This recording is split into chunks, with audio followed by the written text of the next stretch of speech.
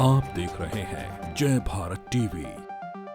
उत्तराखंड में UK triple SC जो भर्ती घोटाले के लिए हमेशा चर्चित रहा है और तमाम जांचें भी बिठाई गई, कई अधिकारी भी बदले गए, लेकिन क्या सिस्टम नहीं बदला उसके भीतर, उसको लेकर सवाल है। एक हालिया दिनों में एक जो परीक्षा संपन्न कराई गई है उस पर भी भ्रष्टाचार के अब आरोप लग रहे हैं। हमारे साथ इस समय यूथ कांग्रेस के वाइस प्रेसिडेंट हैं मोहन भंडारी।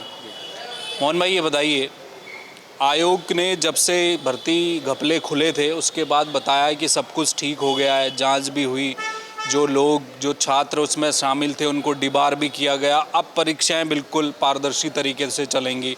आप आरोप लगा रहे हैं कि फिर भ्रष्टाचार हुआ, क्या हुआ? निश्चित तौर पर आयोग जितना ही कहता रहे कि उसमें पारदर्शिता आ गई है, लेकिन फिर से एक परीक्षा जो कि राज्य आयोग द्वारा कराई गई है उसमें भ्रष्टाचार का मामला सामने आया है। उसमें कहीं ना कहीं अनियमितताएं सामने आई हैं।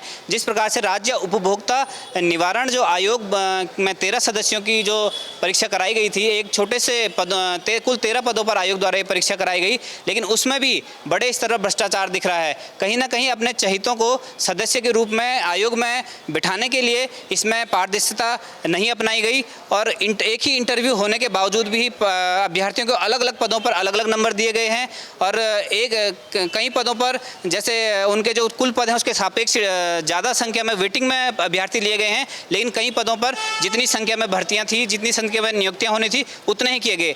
ऐसा क्यों? अलग अलग मापदंड क्यों अपनाए गए? कहीं ना कहीं इसमें एक भ्रष्टाचार होने का अंदेशा लग रहा है।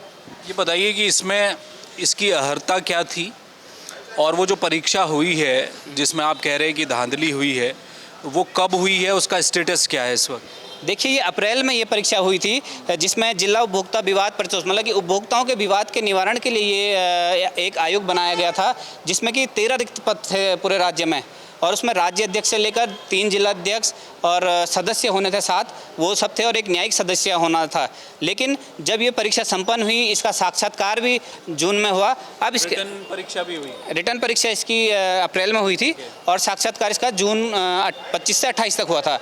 लेकिन अब जब जैसे कई अभ्यर्थियों ने क्या करा कि एक से ज़्यादा पदों पर आवेदन किया, जैसे 35 वर्ष से अधिक उम्र के जो क्वालिफाइड ग्रेजुएट लोग थे उन्होंने अप्लाई करा। सदस्य के लिए दूसरे में भी अप्लाई कर सकता है कोई? एक ही व्यक्ति अन्य पदों पर उसकी जितनी योग्यता है उसके अनुसार अप्लाई कर सकता है दूसरे पद पे भी।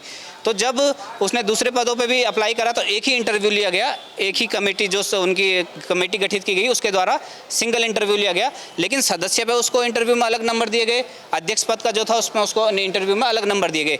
ये कैसे संभव है कि एक ही इंटरव्यू में 2 अलग अलग नंबर दिए गए?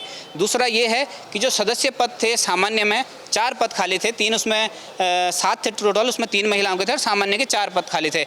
उसके सापेक्ष आपने वेटिंग की 8 सूची निकाली। लेकिन जो जिला अध्यक्ष पद 3 खाली थे उनके सापेक्ष आपने केवल 3 पदों की निकाली और जो न्यायिक एक सदस्य बनना था उसका 1 पद खाली था, उस पर केवल आपने 1 पद की निकाली।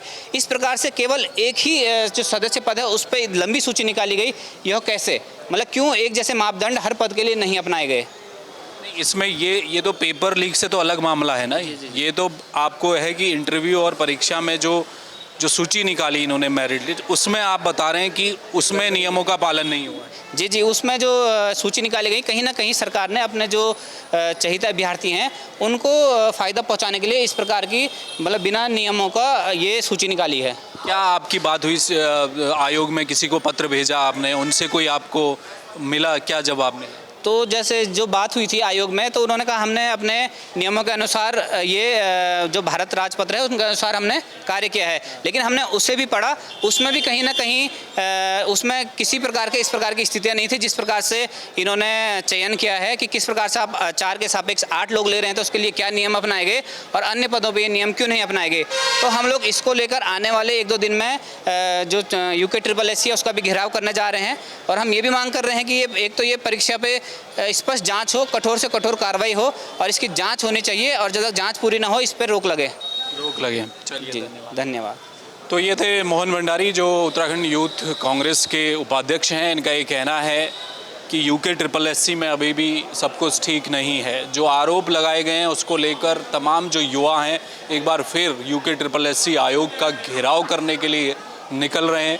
देखना ये है कि जो स्पष्टीकरण आयोग की तरफ से इस पूरे परीक्षा को लेकर आया है, क्या उससे छात्र संतुष्ट हो पाएंगे या फिर एक बार वही दौर हमें आता हुआ दिखाई दे रहा है। जिस तरह से ये पेपर लीक से अलग मसला है, यहाँ इंटरव्यू और उसके बाद निकली गई मेरिट और उसमें जो वेटिंग के जो अभ्यर्थी थे उनको लेकर दिक्कत है। उस पर देखना है कि आने वाले दिनों में क्या फिर एक बार UKSSC के गेट के बाहर छात्रों का जमावड़ा जुटने जा रहा है।